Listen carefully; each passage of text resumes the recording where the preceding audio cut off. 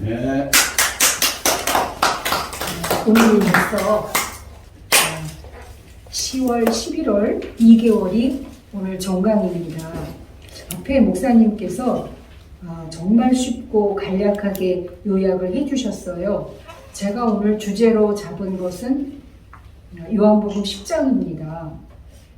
왜 나와 아버지는 하나라는 주제를 잡았는가 하면요, 그 생명 존재, 생명을 밝히는 면에서 요한복음 10장은 굉장히 중요해요. 그리고 이 나와 아버지는 하나라고 하는 각자의 거듭난 중심의 실제가 되어지면, 이제 그동안 우리가 연수를 통해서 성경의 핵심적인 말씀을 계속 들었는데요.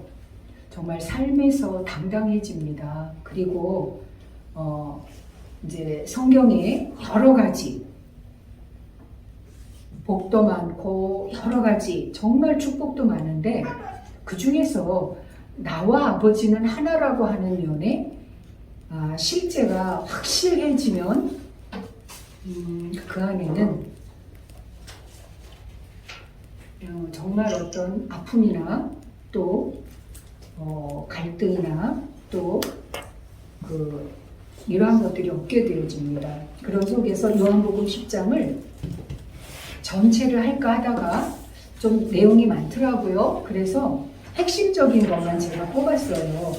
그래서 요한복음 10장은 워낙 많이 아시는 내용이기 때문에 핵심적인 것만 보면, 이제 도적과 문으로 들어가는 사람은 목자고 그거를 넘어서 들어오는 자는 강도요 도적질하는 자다, 이렇게 말씀을 하시는데, 이거를 하나님 안에, 아버지 안에, 독생자 안에 함께 있었던 우리들의 본 모습의 실제를 찾아가는 면으로 목자와 양을 이렇게 설정을 해보세요. 그러면 먼저 들어왔다고 하는 게 뭘까? 그리고 왜 다른 데로 넘어 들어온다고 하시는가 하는 면에서 우리는 나는 누구인가, 주는 누구신가, 아들은 누구인가, 아버지는 누구신가를 성경 66권을 통해서 계속 말씀으로 밝히고 있는데요. 이 나는 누구인가 하는 면에서 육체적인 나를 나로 알고 있고, 또 이제 이렇게 체험도 하시고 신앙 인도 받으시면서 많은 경험들도 하시겠지만, 정말 내가 알고자 해서 안 것도 아니고 깨닫고자 해서 깨달은 것도 아닌데 지혜가 탁 떠오르거든요. 그리고 정말 몰랐던 것이 알아지고, 그리고 그냥 스치기만 했는데도 원리가 깨달아지고, 그리고 다른 사람의 말을 듣고 있는데 그게 이치로 이해가 되어지면서 그 안에서 답이 찾아지고 어떤 문제가 해결되는 것도 너무 많거든요. 이제 그런데 그런 속에서 되어지면 육체의 본성적인 면에서 나와지는 여러 가지들도 하나 구체적으로 분별이 되어집니다. 이제 그런 속에서 내 안에서 그러한 것들이 분별이 되어지면 내 안에 시비가 없어지죠. 그리고 내 안에서 내가 갈팡질팡하거나 이렇게 하는 것이 없어지거든요. 이제 그런 속에서 우리는 잠언 8장, 에베소서 1장을 통해서 우리는 이미 하나님 안에, 아버지 안에, 독생자 안에 하나였다고 하는 것을 성경의 말씀으로 딱 중심을 잡았습니다. 그런 속에서 문으로 들어가는 게 이가 양의 목자인데 내가 문이니 할 때, 문이라고 그러면 마태복음 7장에 좁은 문이 딱 떠오르시죠. 그 좁은 문은 생명으로 인도하는 문이고 세상으로 인도하는 문은 넓은 문이다 하는데, 이제 이 안에서 했던 말씀을 드리겠습니다. 육의 문이 있어요. 마음의 문이 있고 영의 문이 있고 생명의 문이 있어요. 육의 문이라는 거는 이제 일반적으로 다들 아시겠죠. 그리고 이 마음의 문이라고 하는 거는 마음의 문이 열려야만 모든 관계가 이루어지죠. 영의 문은 하나님의 영과 내 안에 계신 영이 부활이 되어져서 함께 만나져야만 하나님의 영의 문을 내가 들어오고 나가고가 자유자재로 되어져요. 그리고 한 단계 더 들어가서 생명의 문은 많은 사람들이 생명의 문을 아는 것 같아도 사실은 알지 못합니다. 왜냐? 육체에 가려워져 있거든요. 그리고 혼적인 영에 내가 왔다 갔다 하고 있거든요. 그리고 생명의 문은 남녀의 만남도 생명의 문을 통해서 되어지고요. 영의 만남도 그렇고 이 생명의 문이 이제 계시록에서도 내가 문 밖에서 두드린다. 그러고 이제 주님이 열라고 하시거든요. 그러한 면에서 이 마태복음 7장의 좁은 문이 되어지는 게 세상은 넓고 그럼 굉장히 단순하게들 먼저 생각을 하세요. 나는 구원받았고 하나님의 인도를 받고 있으니까 나는 좁은 문이고 세상은 몽땅 넓은 문이다. 그러면 그건 출발도 못 하신 거예요. 왜냐하면 내 안에서 내가 이 몸의 문을 통해서 모든 실질적인 관계가 되어지는 속에 이 몸의 문이라고 하는 것이 하나님의 일반 계시로 확대를 해보세요. 그러면 몸으로 와지는 과학이나 실제적인 면에서 모든 원리가 나의 몸의 문을 통해서 사실은 왕래가 되어지고 이치도 깨달아지고 하는 거거든요. 그런 속에서 이 소우주가 확대되면 대우주가 되어집니다. 실제로. 그래서 깨달은 분들은 그거를 일체를 보기도 하죠. 그리고 영의 문은, 품의 문은 사실은 있고 없고 되고 안 되고 영향을 받지 않아요. 한백년의 생명이 이미 죽는 것을 알기 때문에 거기서 실제로 한번 딱 영으로 은혜를 받은 분들은 생사에 대해서 그렇게 연연해하지 않아요.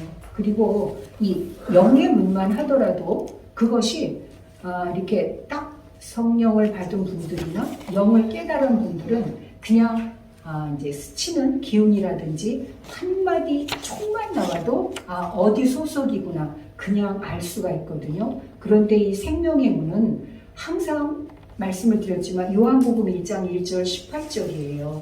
그러면 아버지 품속에 독생하신 하나님이 나타나셨는데 그 하나님은 말씀 육신이 되신 분이고 그 하나님이 자기 땅에 와서 그가 만물을 지으셨고 그 안에 생명이 있었고 이 생명은 사람들의 빛이에요. 그리고 말씀이시고 하나님이시고 태초에 계신 분입니다. 그게 바로 생명의 문인데 이렇게 말씀으로 드리면 사실은 쉬운 것 같아도 어렵거든요.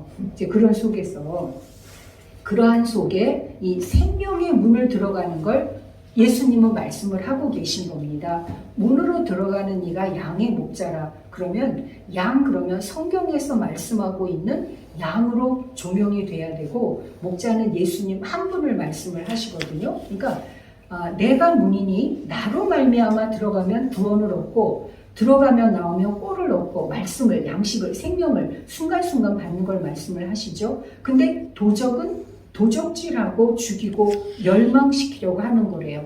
하나님의 생명이 살아있지 않으면 그는 도적이고 강도고 절도자예요. 이거는 누구도 속일 수가 없습니다. 하나님을. 이제 그런 속에서 나는 선한 목자라 내가 내 양을 알고 양도 나를 아는 것이 이게 생명의 기본이거든요. 그리고 나는 양을 위하여 목숨을 버리노라. 또 이 우리에 들지 아니한 다른 양들이 내게 있어 내가 인도하여야 한대요. 그리고 그 양은 목자의 음성을 듣고 언제나 따릅니다. 그러한 속에서 아버지께서 나를 사랑하시는 것은 내가 다시 목숨을 얻기 위하여 목숨을 버림이라 하는 속에 이 자천에서 아들들에게 주어진 권세가 바로 버릴 권세도 있고 얻을 권세도 있는 것입니다. 이 버릴 권세도 있고 얻을 권세가 있는 것이 요한복음 14장 20절에 보면 그날에 내가 아버지 안에 아버지가 내 안에 그건 가로치고 들으시고요. 너희가 내 안에 내가 너희 안에 있는 것을 너희가 알리라. 그럴 때 바로 21절에 이렇게 말씀을 하시거든요. 그랬더니 바로 왜 세상에는 안이 나타나려 하십니까? 이러한 질문을 하게 되는 것이 바로 이 얻을 권세도 있고 버릴 권세도 있다는 말씀이에요. 21절 보겠습니다. 나의 계명을 가지고 지키는 자라야 나를 사랑하는 자니 나를 사랑하는 자는 내 아버지께 사랑을 받을 것이요 나도 그를 사랑하여 그에게 나를 나타내리라. 왜 세상에는 안 나타내시고 나의 계명을 가지고 지키는 자에게만 나타나십니까? 이렇게 제자들이 질문을 하거든요. 가룟 아닌 유다가 바로 질문을 해요. 그러면 하나님은 사랑하시고 온 세상을 구원하셔야지 왜 계명을 가지고 지키는 자라야만 사랑하십니까? 이렇게 바로 질문을 하거든요. 이것이 바로 이 말씀입니다.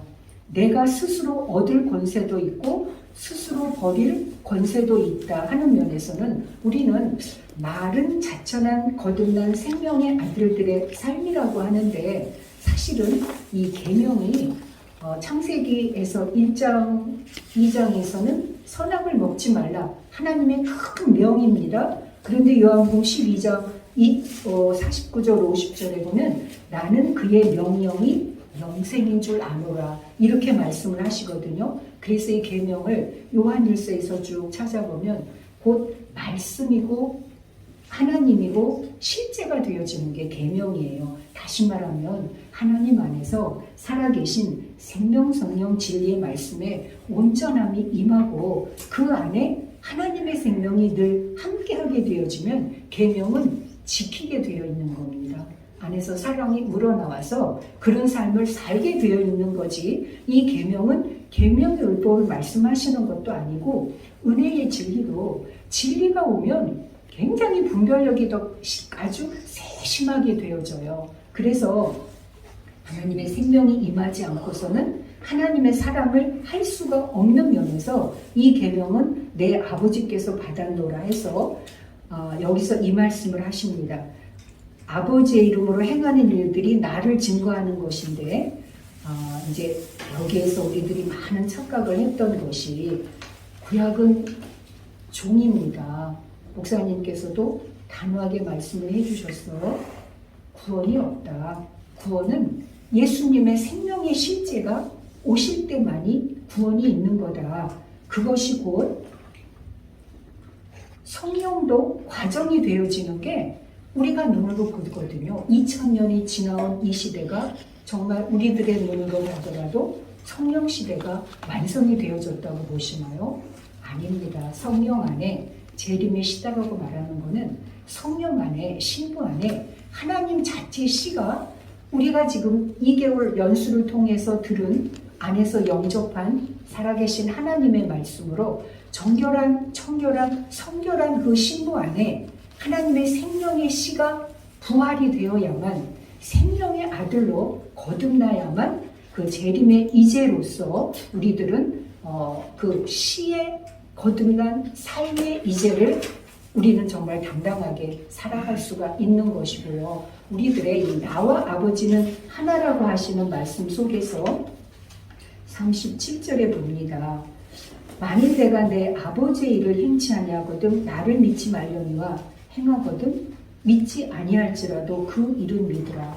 왜 예수님이 십자가에서 돌아가셨냐면 하나님의 아들이라 자칭 말씀을 하셨고 또 하셨기 때문에 유대인들이 십자가에 못 박아 돌아가게 하셨는데 왜 참남함을 인합니다. 내가 사람이 되어서 자칭 하나님이라 하느냐 하고 하는 거거든요. 그런데 예수님께서는 하나님의 율법에 기록된 바 내가 너희를 신이라 하였다.